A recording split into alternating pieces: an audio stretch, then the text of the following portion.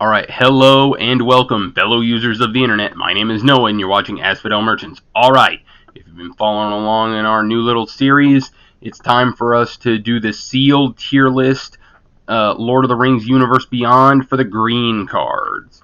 We'll go over the rating system just one more time. A+ are bombs, really good cards. They are cards that should definitely pull you to play them, and not putting them in your sealed deck is probably going to make it worse. A is again, just good cards. They're always going to be important in helping you win your game, and if you have them, you should definitely try to play them.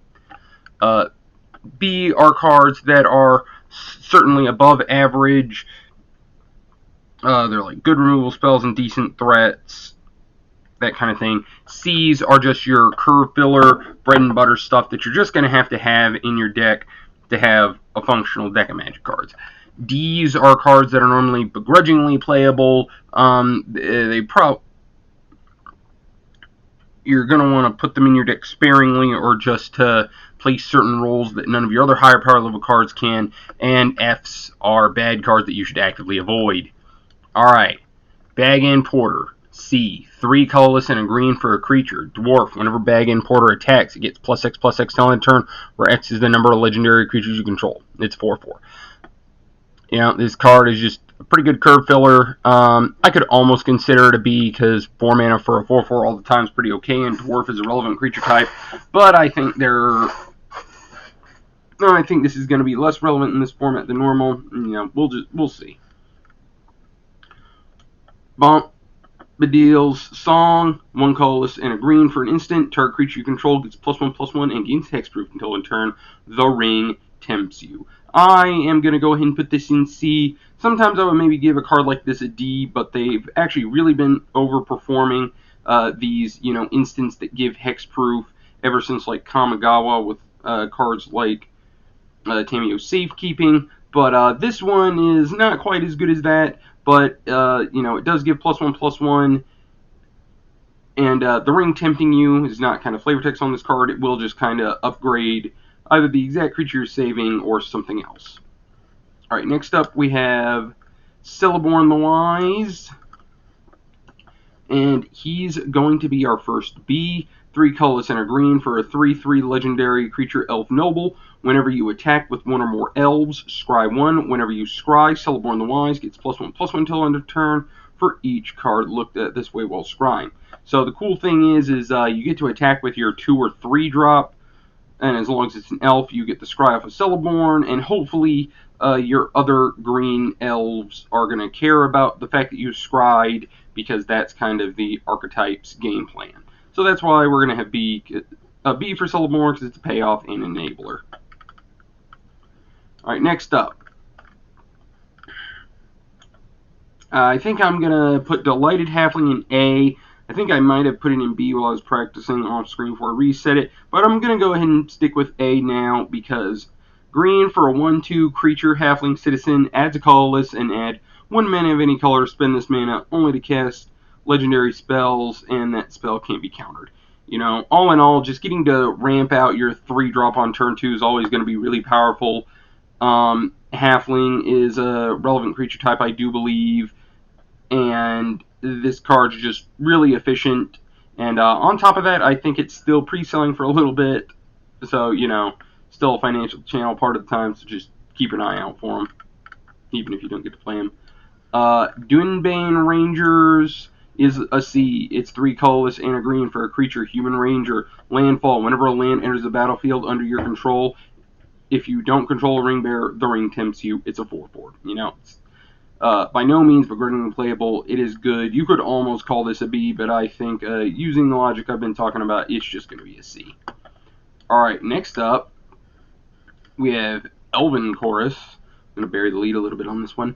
3 colorless and a green for an enchantment. You may look at the top card of your library at any time. You may cast creature spells from the top of your library. Creatures you control have tap, add 1 mana of any color. I'm going to go ahead and say that we've got our first A+ here, folks. I really like this, nigh unlimited source of card draw. With the being able to cast creature spells, you are going to want probably a little bit above average number of creatures in your deck, probably in the 15 to almost 20 range, to really make sure this always lets you get a card, and also having this ability of all of your creatures getting to add a mana is certainly impressive. Just this could routinely give you access to 7 or 8 mana on turn 5, and that'll be enough to win a lot of games. A+ for Elven Chorus. Alright, next up we have Enraged Huron. 4 colors and a green for a creature tree folk. Trample. When engaged, Huron enters the battlefield. The ring tempts you. It's a 4/5. I think we're just going to put this in D. Paying your 5th mana. Our 4 mana 4/4s are only C's, and paying a 5th mana just for extra toughness and just for a little bit of trample. Not all the time where you want to be. It's by no means a bad card, but just by nature of being a 5-drop, you're not going to want to have too many of your decks, and this is by no means a reason to be in green. So D for Enraged Huron. Next up, we have Entis Restoration. It's 2 colorless and a green for an instant. Sacrifice a land, search your library for up to 2 basic land cards, put them onto the battlefield, then shuffle. If you control a creature of power 4 or greater, instead search your library for 3 basic land cards, put them onto the battlefield tapped, then shuffle. Yeah, put them on the battlefield tapped. Yeah, it's a very good B. Harrow, it's at its baseline Harrow, and that's always been a very powerful, popular card, even limited. And having the upside of getting 3rd basic land, it helps fix, it helps does everything. You could maybe make some arguments for this being an A, but it still doesn't affect the board, and won't save you if you're dying, and won't close the game out if you top deck it. So we're just sticking with B with Entis Restoration. Still a pretty good card. Alright, next up we have Ent's Fury, which this one I am going to give an A. Colorless and a green. For a sorcery, put a +1/+1 counter on target creature you control if it's power 4 or greater. Then that creature gets +1/+1 till end of turn and fights target creature you don't control. So if this does target a 4 power creature you control, it gets the +1/+1 counter and the +1/+1. So, green creature power 4 or greater get +2/+2 and then fight. Great stat line of sorcery. It's good. Put these in your deck if you get them. It's A for Ent's Fury. Alright, Fall of Gil-galad. Colorless and a green for a saga. Chapter 1, Scry 2. Chapter 2, put 2 +1/+1 counters on target creature you control. 3, until end of turn, target creature you control gains when this creature dies. Draw 2 cards, then that creature fights up to 1 target creature. I'm going to go ahead and also give this an A, bordering on A+.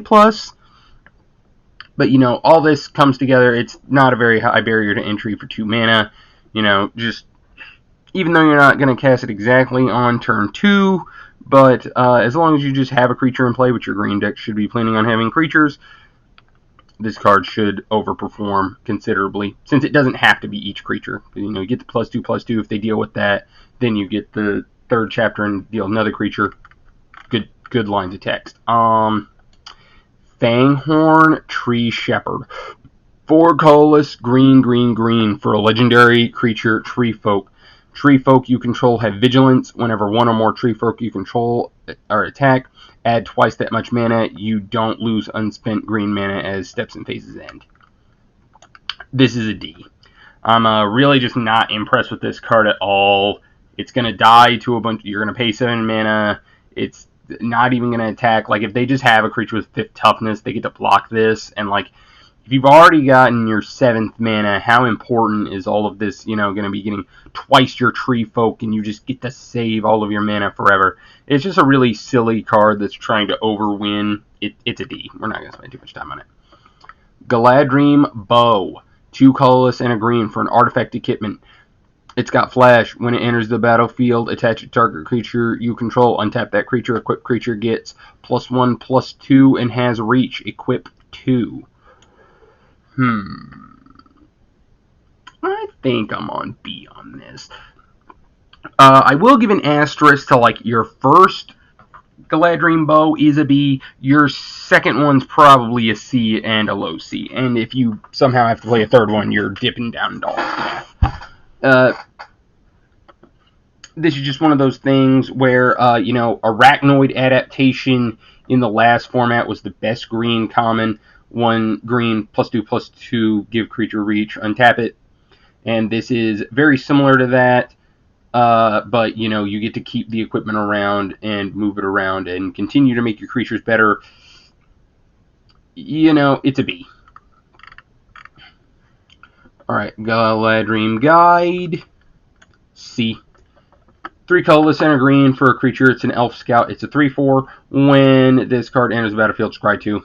It's an enabler for your cards that care about elves. I'm sure we'll see some more soon. Generous Ent. This card is an A. This thing is a stacked powerhouse. It's 5 colorless and a green for a creature, Tree Folk. It's a 5/7 with reach, and when it enters the battlefield, create a food token. But on top of all that, you know, that alone would probably still be a really good card because it's a good body that helps block flyers, and food's a relevant thing to have, and you can sacrifice and gain 3 life and, you know, help stabilize the board a lot. But if all that wasn't enough to interest you, it's also got Forest Cycling 1. You can discard it and search a library for a forest card, reveal it, and put it in your hand. This card's so good. It's good early, it's good late. It's Generous Ent, folks. Give her a hand. Alright, Gift of Strands. 3 colors and a green for an enchantment aura. It's got flash, enchant creature. When Gift of Strands enters the battlefield, scry 2. Enchanted creature gets +3/+3.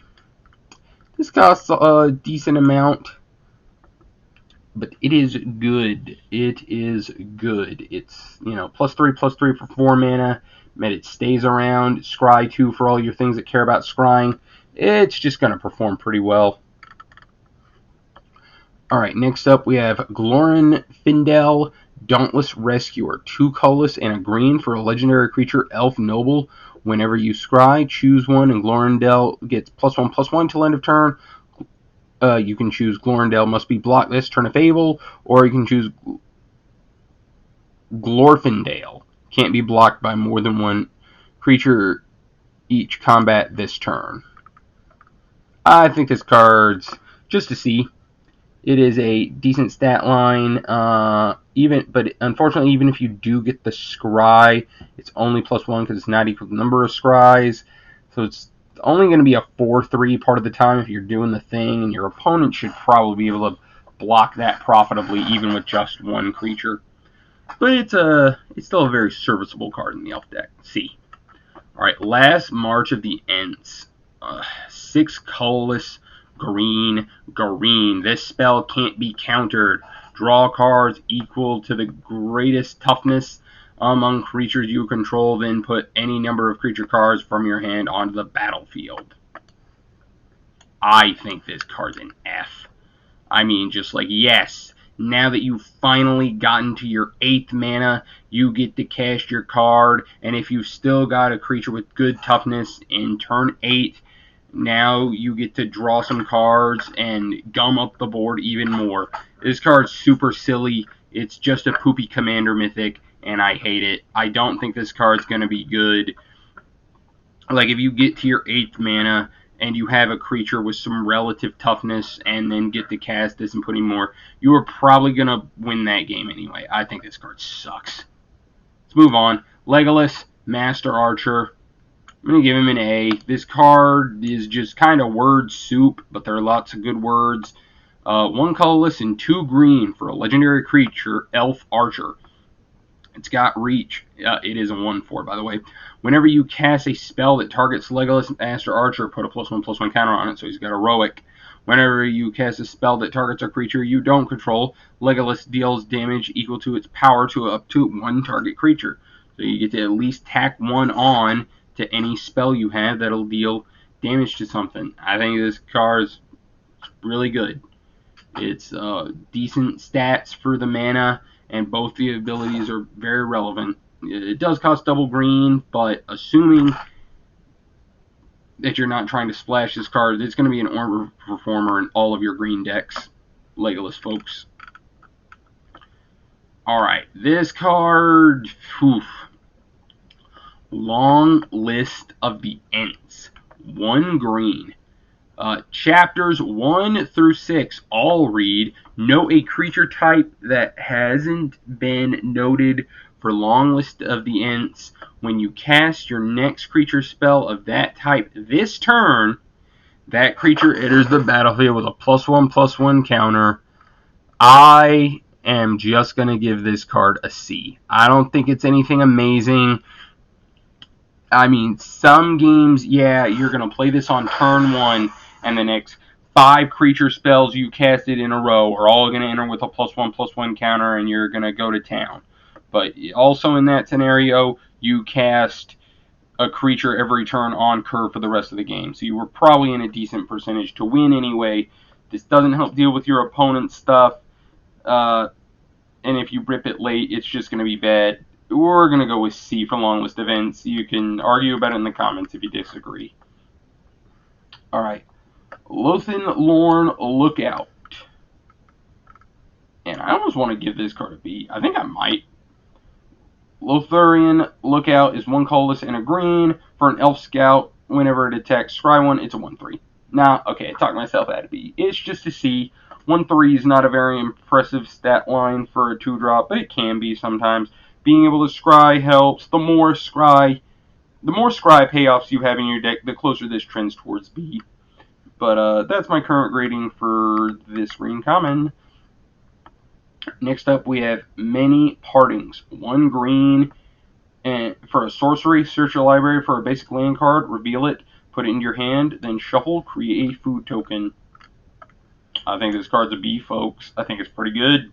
You know, being able to search your library for a land, you know, lay of the land, 1 green, search your library for basic land card in your hand has always been an okay card, and tacking stuff onto it can get really ridiculous. We saw Attune with Aether be banned in Standard, and is it banned in Pioneer? I don't know that for sure. Don't quote me. But, you know, create a food token. Like, even if you draw this late, you know, 1 green and then pay 2 more and you gain 3 might be just enough to save you to get another redraw on your next turn or have a relevant food payoff. And this card even might be approaching A if you have plenty of food payoffs, like one of the next cards we're about to see. Many Partings B. It's really good. Alright.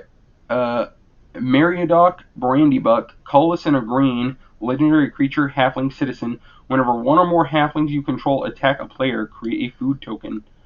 I think we have another B on our hands. You know, it triggers itself, being a halfling. Just attack with us on turn 3 and you make another food. Food is going to be very relevant in a lot of the green decks and certainly in the Food Matters decks. It's a good card, Meriadoc Brandybuck.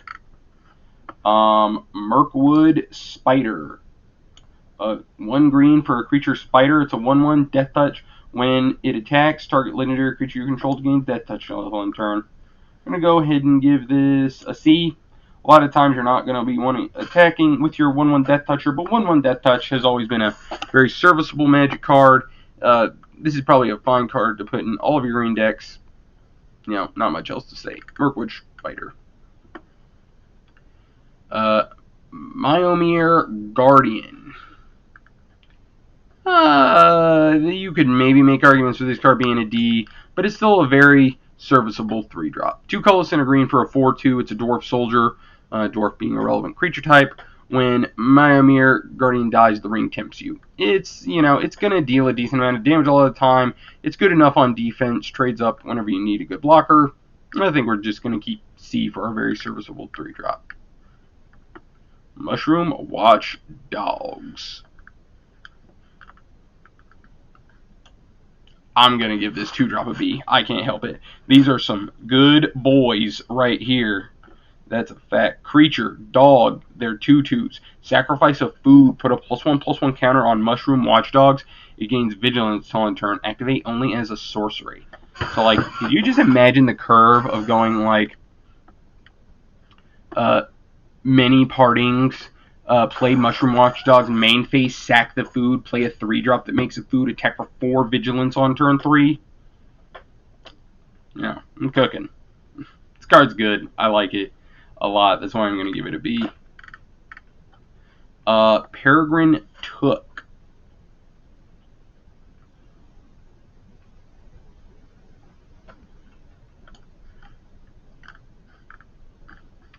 think this card also earns a B. 2 colorless and 1 green for a legendary creature, halfling citizen.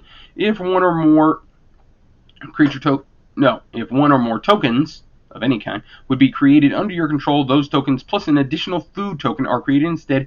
Sacrifice 3 foods, draw a card. It's a 2/3. This card's really good. If you get enough ways to make food reliably in your deck, or tokens in general, I think this is going to trend towards an A, but not quite. I could almost be talking to it. We'll see. We've got a few other cards to go. Alright, Pippin's Bravery. 1 green. You may sacrifice a food. If you do, target creature gets +4/+4 until end of turn. Otherwise, that creature gets +2/+2 until end of turn. It's either a C or a D. It's probably, if you have enough of the critical mass stuff to the critical mass of food making cards, that way this is reliably +4/+4. It's going to be pretty good. Otherwise, it could just be a D, because if you don't have the foods, or even if you do, you just can't have too many copies of cards like this in your deck, because you're going to just save your creature in combat. It's still not going to be very good, and it doesn't really affect the board all that much. It's like, and sometimes they'll just be making an obvious trading block, and like, okay, your smaller creature might get to live. Sometimes it will be really good, though. You could probably put this in C, but I'm going to leave it in D right now. Nah, it is a C. Objectively, it's a C. I'm just bothered by my tier list bell curve. Alright, Quick Beam, Upstart Ent, 4 colorless and 2 green. Legendary creature, Tree Folk. Whenever Quick Beam, Upstart Ent, or another Tree Folk enters the battlefield under your control, up to 2 target creatures each get +2/+2 and gain trample until end of turn. Card's pretty good. Is card good enough for a B? This actually will close out a lot of games. Just like, you give your 3 mana 3/3, and then your 4 mana 4/4 and your 5 mana 4/4, then you give them, +2 each, +2/+2, and trample until end turn. It's going to close out some games pretty hard. We're going to give a B to the Quick Beam Upstart. Radagast the Brown, 2 colorless and 2 green for a legendary creature, Avatar Wizard.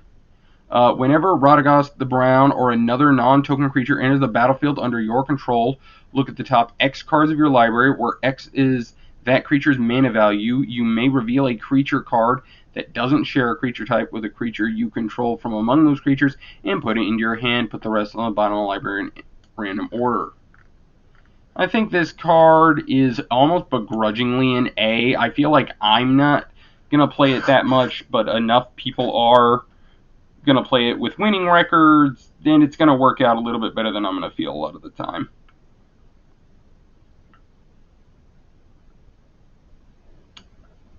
Because, like, X, yeah.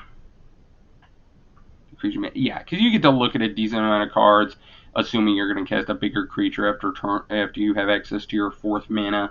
And it does help keep you fueling, keep the game going.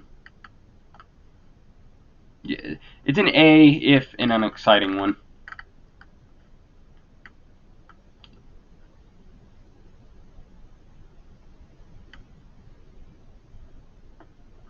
Next up we have Revive the Shire, which is going to be 1 colorless and a green for a sorcery. Return target permanent card from your graveyard to your hand, create a food token.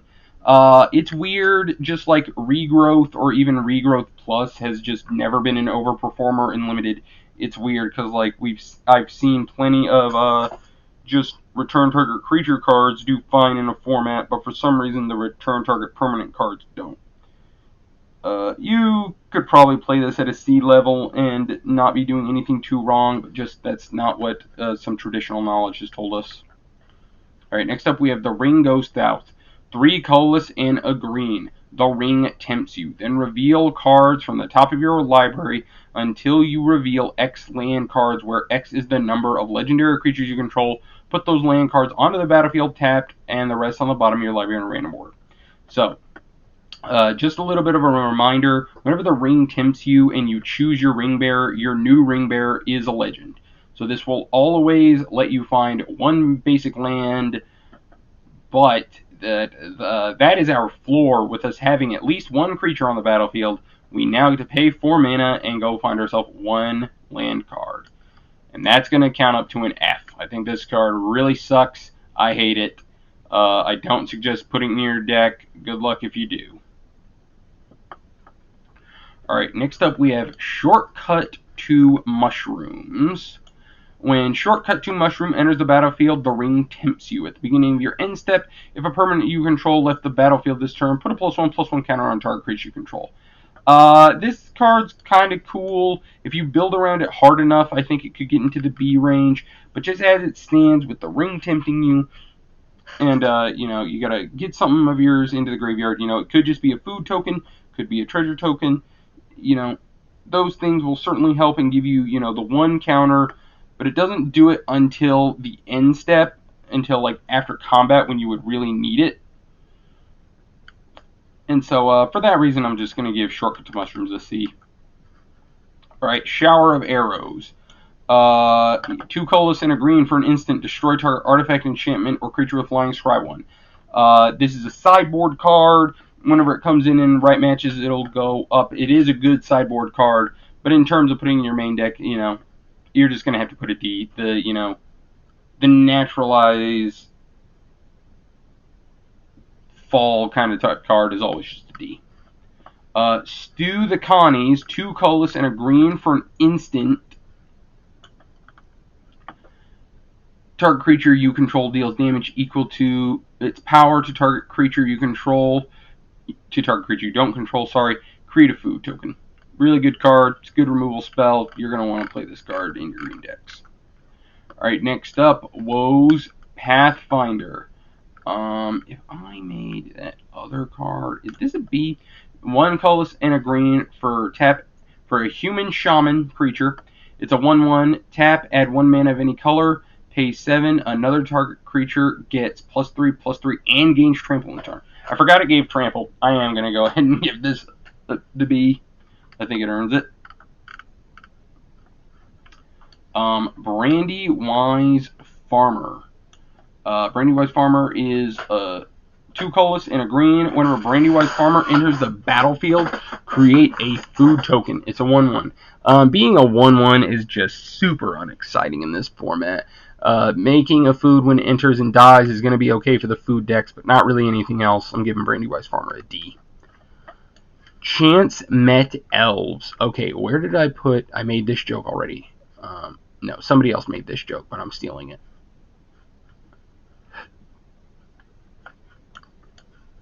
Yeah, Chance Met Elves is a C, but it's a high C. It's even better than the uncommon, because for 2 colorless and a green, it's a 3/2. And whenever you scry, put a +1/+1 counter on Chance Met Elves. This ability triggers only once each turn.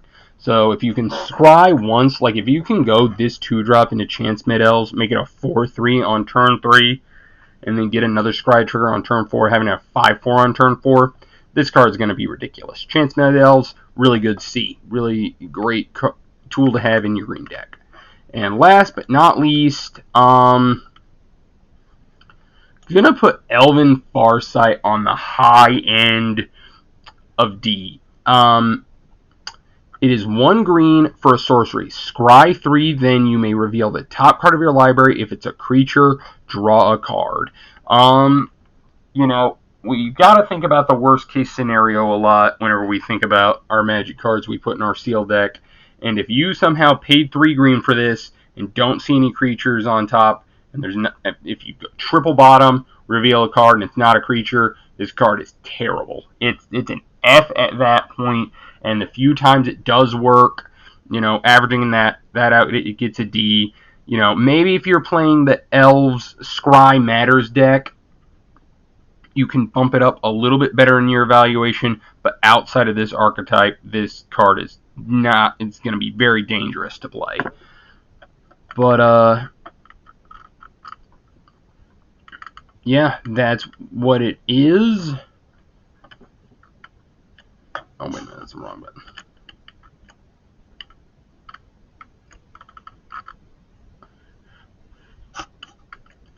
Alright, there's our list, everyone. So yeah, thanks for tuning into this episode in green.